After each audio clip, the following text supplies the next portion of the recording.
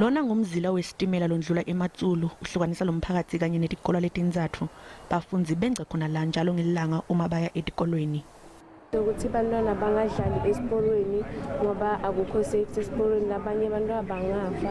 And lokunye lengizoshare bayoshere bangani bami ngale information engiyithole la ukuthi esiporweni siye ngezizathu singayi kohlala khona sidlale khona ngoba akakaphephi. Sibenginakuva ukuthi ebusuku ngabo 12 or something ngithi nangivuka kuseni bathi zibani ufile bekabuya kamlawo bekabuya kubhadalile bathi ushayiswa isitimela vele kube maphisi lapha emkhathini kwale emgwaqo wesitimela.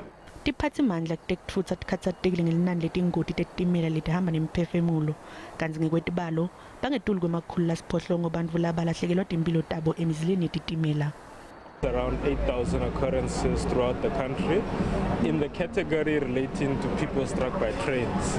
Gauteng, Umkhankhaso, KZN make up about 82% of that category, and we've seen that Umpumalanga makes up less than 10% of that 82%. But the worrying trend over the last 3 or so years is that the Umpumalanga category has been increasing year on year. Cishe tilishumi nesiphohlongo titimela letenza eMatsulu ngelanga. Masifika lana into esiyibonile ukuthi ngale kulesitimela kunamakhaya bese kuthi ngaphambi kwesitimela kuze kunezikole ezu3 and akunayo ibridge yokuthi bawelele ngaphesheya, so abantwana bayaphoqeleka ukuthi abawele kulayini wesitimela.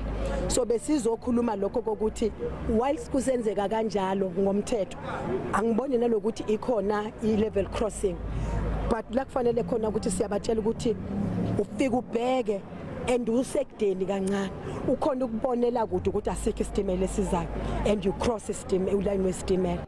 Lisekela lendvuna jigunga lecwayisa takhamuti kutsi tingakhi emakhaya futhi nalomzila wetitimela ngoba lokho kufaka timphilo tabo engcupheni.